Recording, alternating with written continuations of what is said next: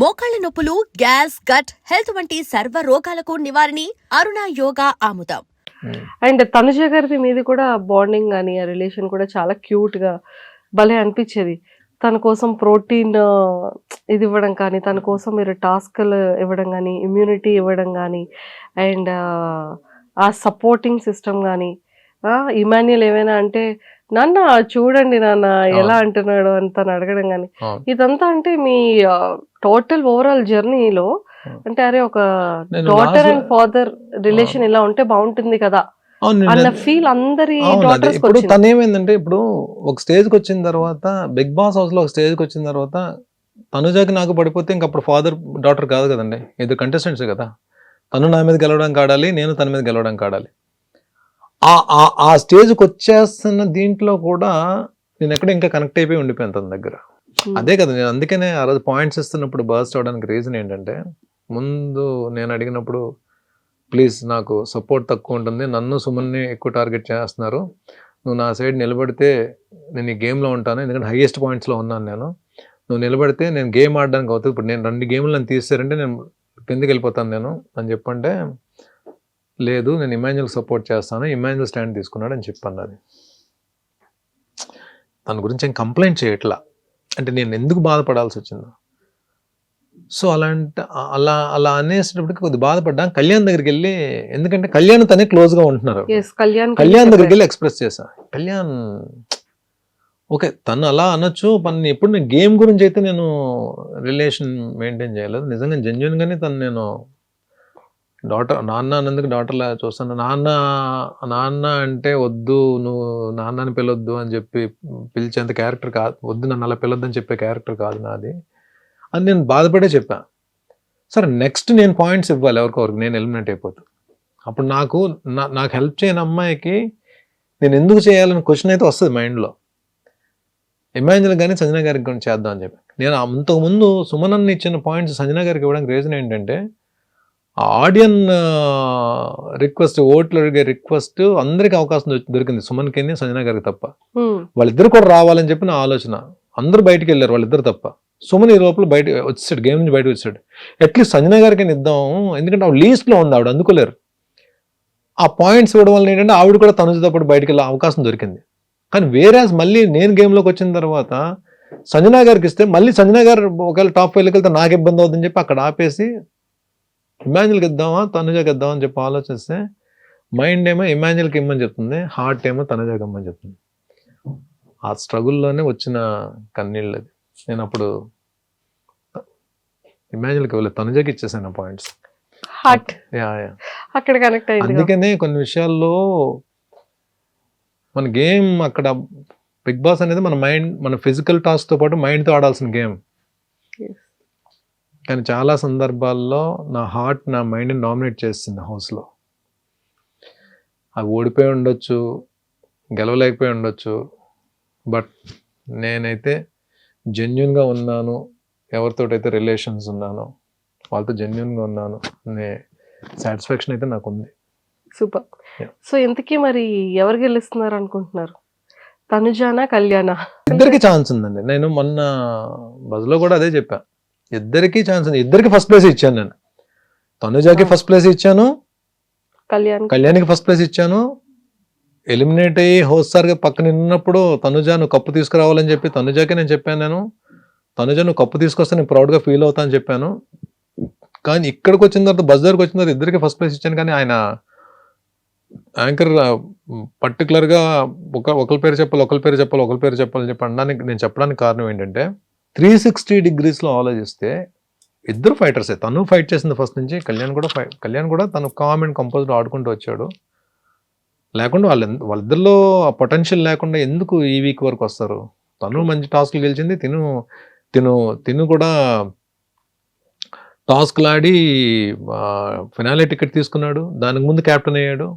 ఇవన్నీ దాని ముందు క్యాప్టెన్ అవ్వడం, ఫినాలే టికెట్ తీసుకోవడం, ఇవన్నీ చూస్తే ఎందుకు ఇద్దరిది ఎడ్జ్ ఉన్నా సరే నాకు ఆ టైంలో కళ్యాణ్ పేరు చెప్పానని చెప్పి తనుజాని తక్కువ చేసినట్టు కాదు. తనుజాని తక్కువ చేస్తే తనుజాకి ఆ సిచ్యువేషన్ కూడా నేను పాయింట్స్ ఎందుకు ఇస్తాను? స్టేజ్ మీద ఏమో తనుజ కప్పు తీసుకురావాలమ్మా, నేను ప్రౌడ్గా ఫీల్ అవుతాను, నేను ఎందుకు చెప్తాను? నేను అక్కడ ఏంటంటే ఒక ఎడ్జ్లో తనకి ఏమైనా ఛాన్స్ ఉందేమో అనిపించింది చెప్పాను తప్ప, నేను మనస్ఫూర్తిగా కళ్యాణ్ తనుజాని పెట్టి ఎవరికి సపోర్ట్ చేస్తారు మీరంటే నా సపోర్ట్ తనుజాకే ఉంటుంది తప్ప, హౌస్లో మీరు చూశారు డే 1 నుంచి నేను ఎలిమినేట్ అయ్యేంత వరకు నేను కంటెస్టెంట్స్కి సపోర్ట్ ఇవ్వాలి అందరూ ఉన్నారంటే నేను ఫస్ట్ ఎవరికి సపోర్ట్ చేసేవాడిని మీకు తెలుసు కదా మీకు. అవును.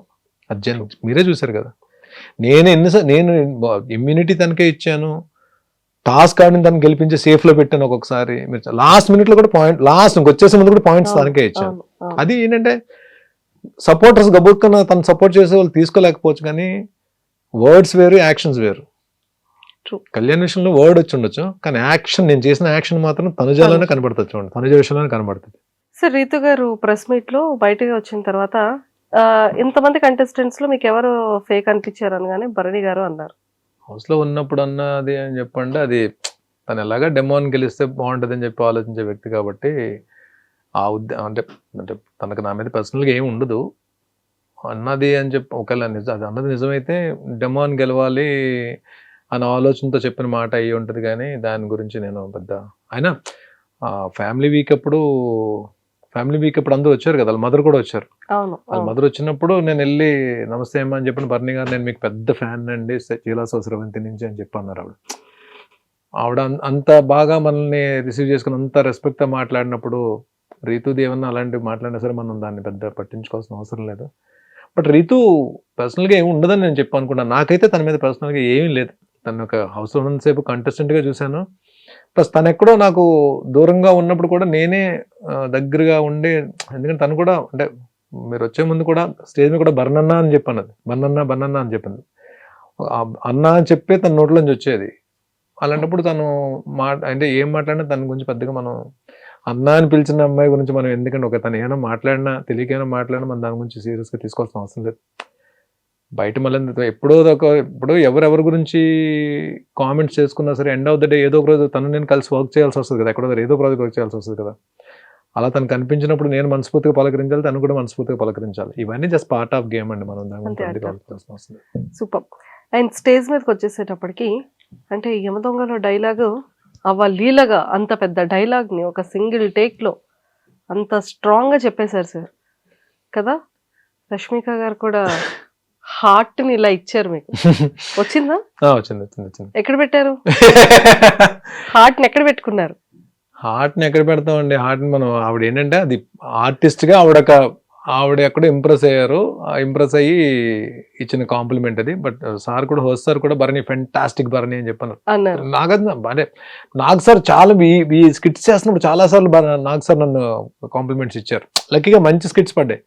నాకు ఫస్ట్ నుంచి కూడా నాకు డైలాగ్స్ పెద్ద డైలాగ్స్ చెప్పడం నాకు చాలా ఇష్టం. నేను చేసిన టీవీ సీరియల్స్లో కూడా మ్యాక్సిమం అన్ని క్యారెక్టర్స్ కూడా డైలాగ్ ఓరియంటెడ్ క్యారెక్టర్సే పడ్డాయి. అంటే ఎక్కువ పెద్ద డైలాగులు చెప్పే క్యారెక్టర్స్ పడ్డాయి లక్కీగా. స్క్రిప్ట్ చూడకుండా చెప్తారంట కదా సార్, మీకు అసలు ప్రాంప్ట్ ఉండదంట కదా? ప్రాంప్ట్ తీసుకోనండి.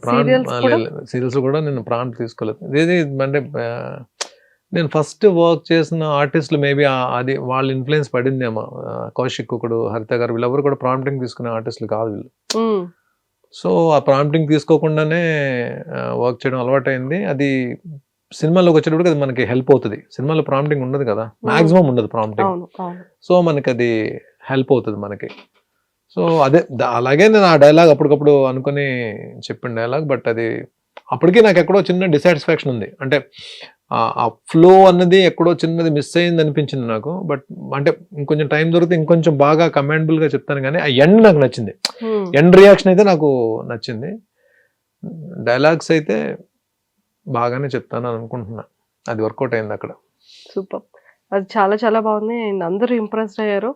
అండ్ వీకెండ్లో కూడా కాస్ట్యూమ్స్ అదరగొట్టేశారు.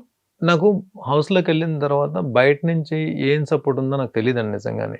సందీప్ అని నాకు తమ్ముళ్ళలాగా, నాకు మా వైజాగ్.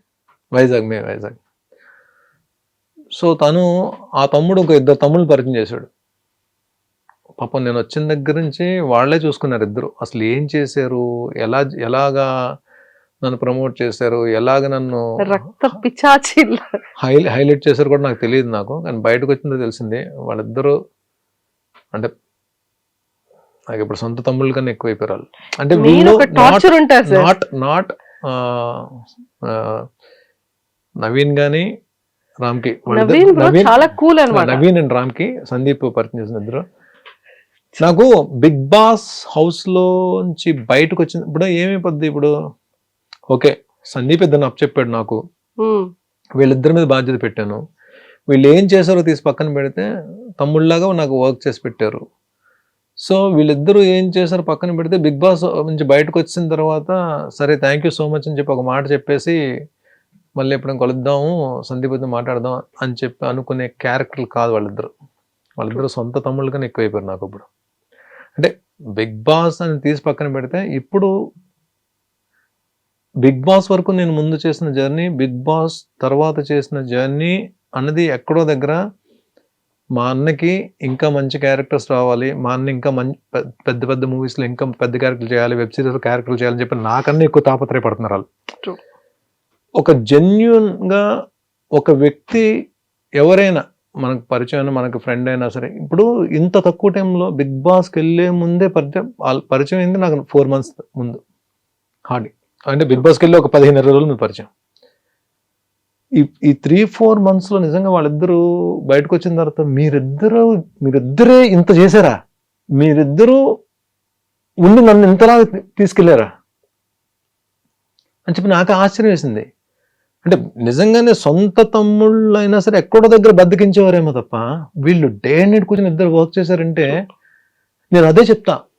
నేనేమంటానంటే బిగ్ బాస్ అనేది నాకు కప్పు ఇవ్వలేకపోవచ్చు కానీ ఆ కప్పుకు సరిపడే ఫైట్ నేను చేశానో లేదో నాకు తెలియదు, కప్పు రాలేదేమో కానీ నా కోసం నిలబడే మనుషులు దొరికారండి. నా కోసం నేను లేకపోతే ఏడ్చే మనుషులు దొరికారు. దివ్య కానీ సుమన్ కానీ బయట ఉండి నా కోసం 24 hours round the clock work చేసిన నవీన్ కానీ రామ్కి కానీ ఇంకెంతకన్నా ఏం కావాలండి. ఒక మనిషి కోసం నిలబడే మనిషి దొరికేటంటే అది మామూలు విషయం కాదండి. అలాంటి జెన్యూన్ బాండ్స్ దొరకడం చాలా కష్టం. బాండ్స్ అని చెప్పి అంటారు, ఆ బాండ్సే మనం చివరి వరకు నడిపించేవి. ఆ బాండ్సే మనం చెరిపిన తర్వాత పైకి ఎత్తివి కూడా ఆ బాండ్సే.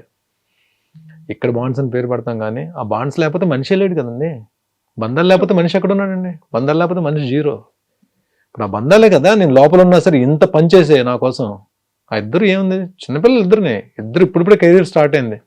ఇద్దరు ఇంజనీరింగ్ ఫినిషర్స్ వచ్చారు, ఇద్దరు కుర్రాళ్ళు ఇద్దరు జెమ్ ఆఫ్ గైస్. ఇద్దరు ఎంత మంచి క్యాండిడేట్స్ అంటే ఇద్దరు అసలు. అంతే ఒక్కొక్కసారి మనం కొన్ని ప్లాన్ చేసుకోం, అవి జరిగిపోతుంటే మనకి అంటే ఆత్మీయులు అయిపోతారు. మనం చూడండి ఇప్పుడు నాగబాబు గారు స్టేజ్ మీదకి వచ్చినప్పుడు ఆయన హౌస్లో ఉన్నాను నేను, ఆయన ఫ్యామిలీ వీక్లోకి వచ్చి బర్నీ నా ఆత్మీయుడు నా తమ్ముడు అని చెప్పి అన్నారు. హౌస్లో ఉండడం వల్లనే కదా అంత నేషనల్ టెలివిజన్లో అంత ప్లాట్ఫామ్ ఉంది. ఆయన వచ్చి ఆ మాట అంటే నాకేంటి అంటే ప్రపంచానికి బర్నీ ఏంటో చెప్పారు, నాకు బర్నీ ఇదని చెప్పి. అలాగే వీళ్ళు నేను బయటకు వచ్చిన తర్వాత రేపొద్దున్న వీళ్ళు నా కోసం ఎంత నిలబడినప్పుడు వాళ్ళ కోసం నేను నిలబడిపోతే వెర్ ఇస్ ద క్యారెక్టర్ ఉంది. True, it's not about life, it's in the reality show also. మనిషి కోసం మనిషి నిలబడడం అనేది లైఫ్లోనే రియాలిటీ షోలోనే జరుగుతుందండి, అది happens. And for more videos, Please subscribe to iDream. Please subscribe to iDream. Please subscribe iDream. And please subscribe to iDream. For more videos, subscribe to iDream. please like, share and subscribe to the channel. Congratulations, iDream. Subscribe to iDream. Subscribe to iDream. So subscribe to iDream Media. iDream ki iDream team andarki huge congratulations. Please subscribe iDream Media. Please subscribe to iDream. Subscribe iDream. Please subscribe to iDream. iDream అంటే నా కళల ఛానల్ను subscribe చేసుకున్న నోరు తిరుగుతలేదు, మీరైతే గంట గుర్తు కొట్టండి. For more such videos, please subscribe to iDream. Subscribe to iDream. Please subscribe to iDream. Please subscribe iDream Media. Please do subscribe to iDream. Please subscribe to iDream Media. For best entertainment and information, please subscribe iDream. And don't forget to subscribe to iDream.